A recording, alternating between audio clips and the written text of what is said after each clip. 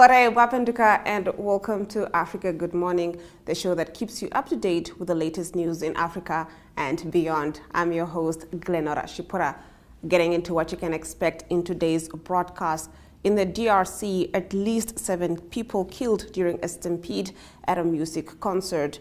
Uganda court charges 36 opposition supporters with terrorism-related offences. And in Nigeria, a court convicts 125 Boko Haram Islamist militants in mass trial. Do stay tuned for these and more on Africa Good Morning.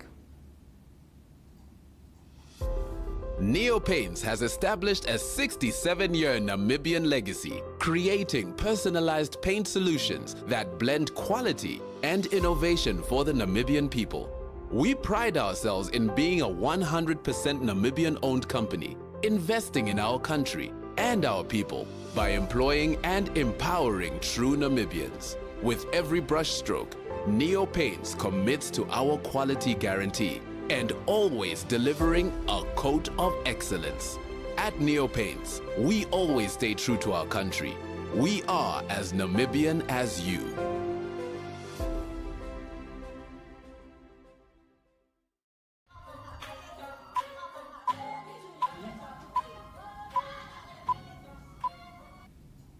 Getting into our top stories, at least 7 people were killed and many others were injured during a stampede at a music concert in Congo's capital on Saturday.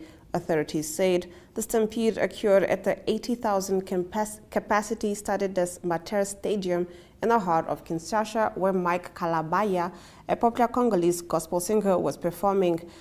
Daniel Bumba said. Now, state television RTNC said 7 people were killed in the chaos and some of those injured were admitted to intensive care. Authorities did not comment on what caused the stampede, saying an investigation into the incident was underway. However, the local music management company that organized the event said the chaos erupted when the security services tried to neutralize some troublemakers. An estimated 30,000 people attended the concert, which featured several other musicians and pastors. The management company Majabu Gospel said in a statement. Videos that appeared to be from the scene and broadcast of the event showed large crowds gathered outside the stadium in front of barricades as they waited to enter. Inside, people could be seen rushing to the center stage. Congo has witnessed such stampedes in past years, often blamed on poor crowd control measures such as excessive use of force. 11 people died in a similar crash at the same stadium last October during a music concert. A Ugandan court charged 36 opposition supporters on Monday with terrorism-related offences after they were deported from neighboring Kenya, where they had traveled to attend a training course. Court papers seen by Reuters showed the 36 people, who are members of the Forum for Democratic Change, one of Uganda's biggest opposition parties, deny the charges. Their lawyers, Arias Lukwago, told reporters outside the magistrates' court in Kampala the charges were ridiculous. The case comes amid protests by young people in both Uganda and Kenya against corruption, high taxes, and other grievances. Kenyan authorities detained and then deported the 36 people after they had traveled to the western Kenyan city of Kisumu on July 23rd to take part in a leadership and governance training course, their lawyer and party officials said. During their detention in Kenya, their properties were confiscated, including computers and phones. They were tortured and several injured. Kizza Besigye, a key figure in the FDC and a veteran opponent of Ugandan President Yoweri Museveni, said in a post on the X platform on Sunday. Reuters could not independently confirm those accusations. The court charge sheet accused the 36 people of traveling to Kenya for the purpose of providing or receiving terrorist training. They are now being held at a prison about 50 kilometers northwest of the capital. Opposition critics and human rights campaigners have long accused Museveni's government of using fabricated charges to clamp down on his opponents. Government officials deny this. Despite the thrill, the dangers of sailing scared her and her mother, leading them to reconsider her participation. according to some officials that said about somebody that traveled there. Museveni, who's 79, has led the East African country of 46 million since 1986. Last week, security personnel detained more than 100 young Ugandans for participating in protests against rampant corruption among government officials. The Ugandan demonstrators were drawing inspiration from weeks of youth-led protests in Kenya that forced President William Ruto to withdraw proposed tax hikes. Getting to our next story, a court in Nigeria has convicted 125 Boko Haram Islamist militants and financiers of a series of terrorism-related offences. The Attorney General's office says the charges against them were bordering on terrorism financing, rendering material support, and international criminal court-related crimes. The mass two-day trial was presided over by 5 federal high court judges at a military detention facility at Kanji in Niger State. Thousands of people have been killed and millions of others displaced in the Boko Haram insurgency since it began in 2009. It has created humanitarian crises in the northeast of the country and put pressure on the Nigerian government to bring an end to the conflict.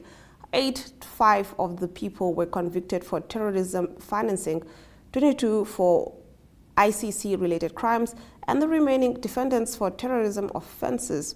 They were sentenced to various jail terms.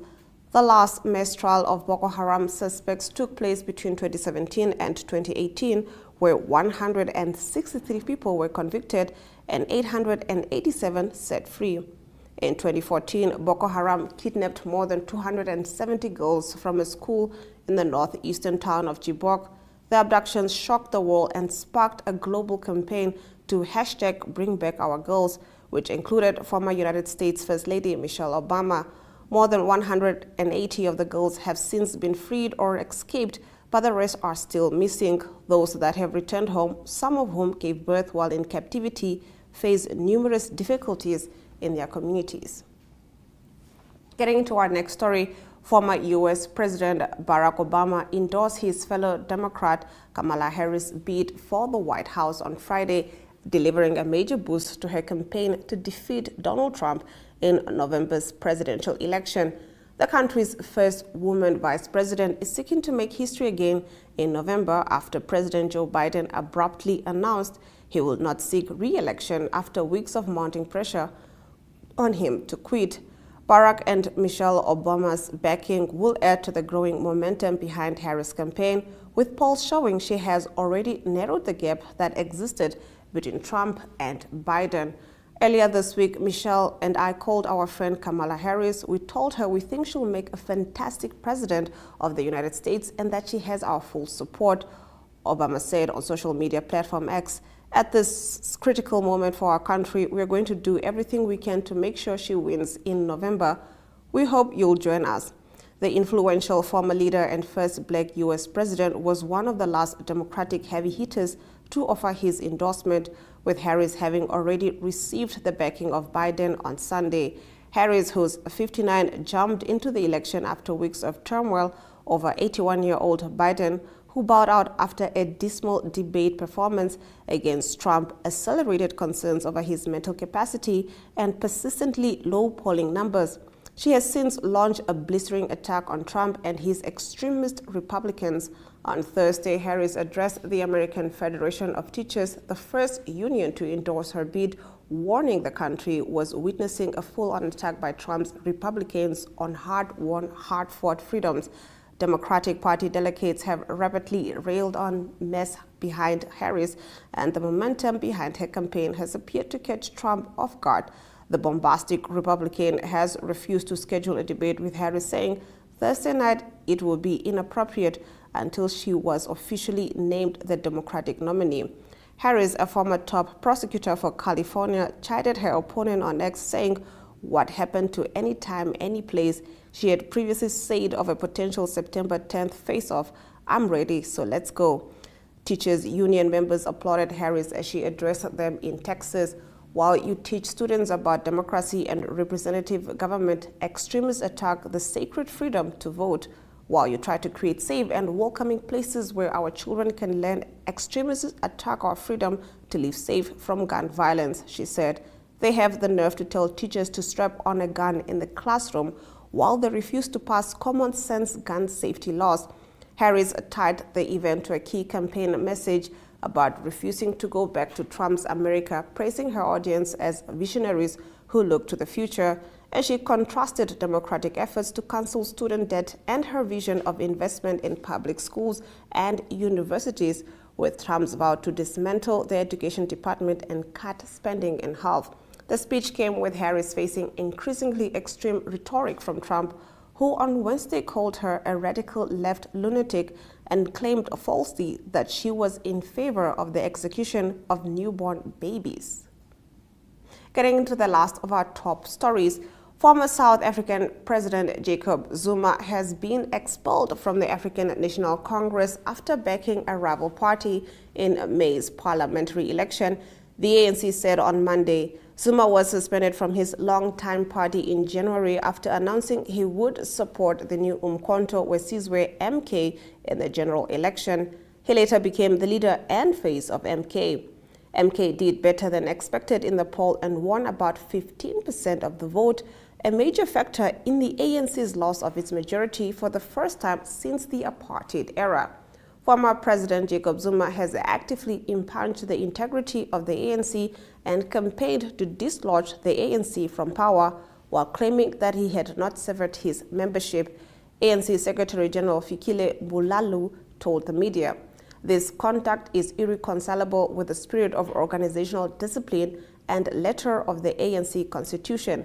The ANC won 40.18% of the vote in the election, down from 57.50% it gathered in 2019, forcing it into a coalition government for the first time since it took power at the end of white minority rule in 1994.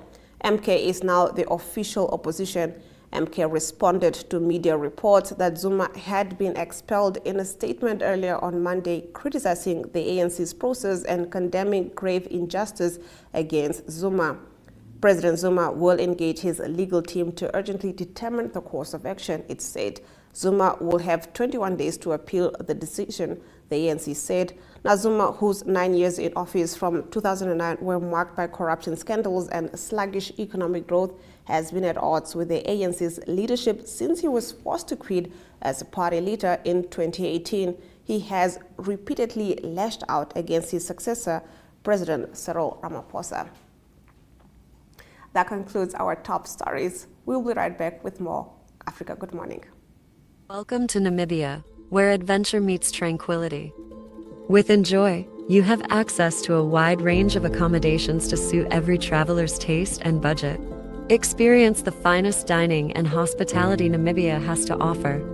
Booking your dream accommodation is just a few clicks away with Enjoy. Join thousands of happy travelers who have trusted Enjoy for their Namibian getaway. Your gateway to unforgettable Namibian adventures.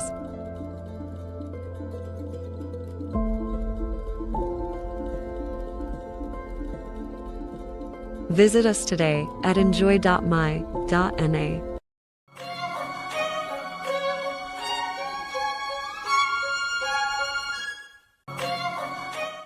Thank you for staying with Africa. Good morning. Yesterday morning, Japan and UNFPA handed over crucial medical equipment, 24,000 sanitary pads, and a mobile clinic van at the MOS head office as part of Leaving No One Behind project. The Japanese government has supported this initiative since 2020, investing $700,000 to enhance sexual and reproductive health services. Let's take a look. Context that we welcome this donation, which comes as part of a strategic initiative to provide effective and impactful outreach services to communities that have historically been underserved, ensuring that no one is left behind. The medical equipment and mobile van we received, or we are about to receive, are not more mere objects. They symbolize hope. They represent an opportunity to bring health services closer to those who need them most. particularly women and girls who have endured the trauma and the indignity of violence. With this donation, we can expand our capacity to provide crucial sexual and reproductive health services right in the heart of local communities. This includes education, counseling, and support that can empower individuals with vital information and resources to make informed choices about their bodies and their health. With specific reference, items donated to the Ministry of Health and Social Services comprises of bed screens, cardiotocography machines, heart rate detectors, scales, and ultrasound scanners worth 1.5 million Namibian dollars. Now, the Erongo police have added bicycles to their crime prevention operation. This initiative aims to bring services closer to the people and make officers mobile. Chief Inspector Lenny Shapumba sends out a stern warning to criminals, especially the young boys roaming the streets. Shapumba also shared remarks from local pastors advising parents to make home a conducive environment for the kids to keep them off the streets. Let's take a look. Look, we are here today. We started with the shop ride. Now we are going to Food Brothers Market in Sobomu. Tomorrow we proceed to Mondesa. We will be here for the remainder of the week. Thereafter we proceed to the rest of the region. Last week we were in Hedisburg, the other week we were in Ravensburg. And this exercise, good initiatives of the regional commander, where he wants really the police to bring the services closer to the public. We want to cut the distance shorter so that we can send the public closer where they are. That is what we are doing. All the services of the police, not systematic however, the rest of the services can be given at the police station, but all other services, set kind of police, you can join us, we advise you of police matters. You can open your case if you so wish. You can report the criminal offense, and we are getting so much information from the public about the crimes that are taking place, about people that are committing crimes. We are so happy. And we have seen that the public are also giving us good feedback, and that's what we appreciate. And we are saying if the public are happy, we are going to make them more happy, so that we can continue serving them the way they want. Maybe what I need to do now is to send a stern warning to those small kids. We are hearing members of the public complaining about the small boys that are robbing people on the streets there. They must be at home waiting to eat dinner. And then Let's take a look at our weather predictions for Southern Africa.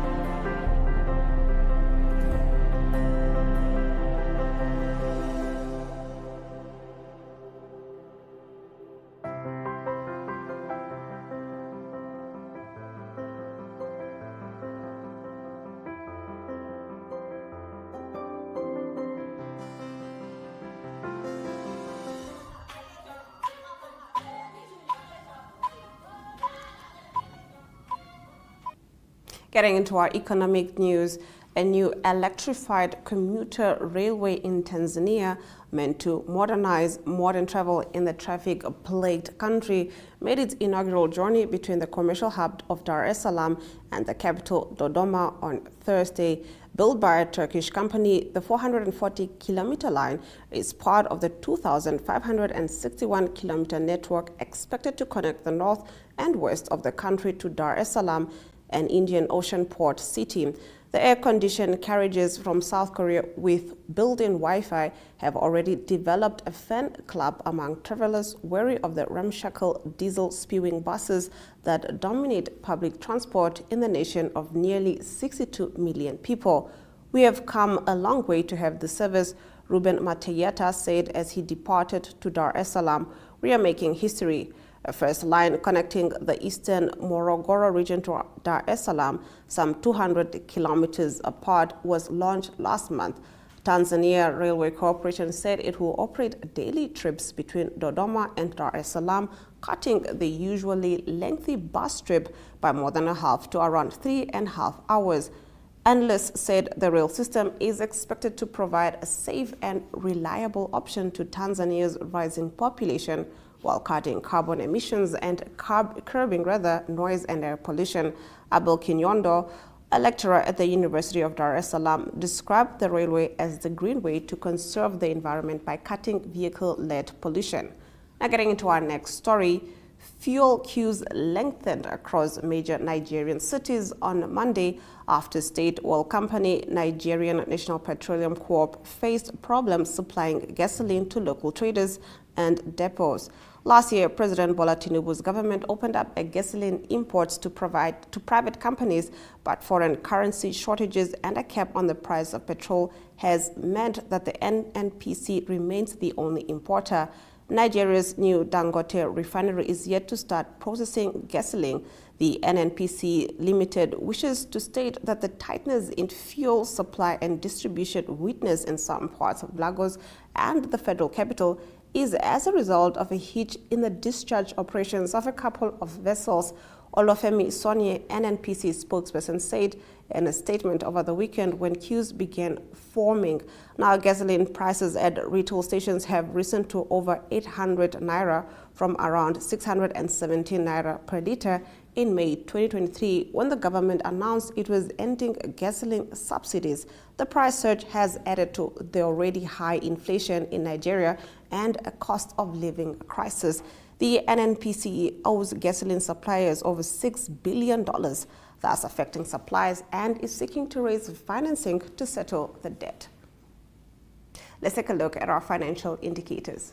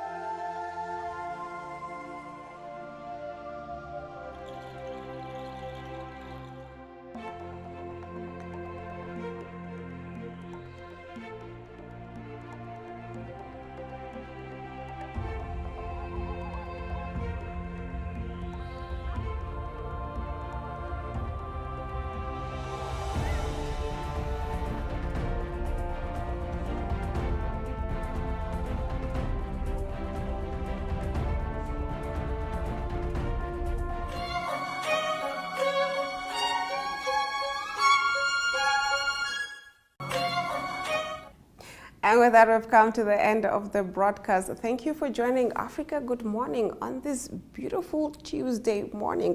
Do remember that Africa Good Morning screens the same time, same place all week. From me, Glenn Rashipura, until next time.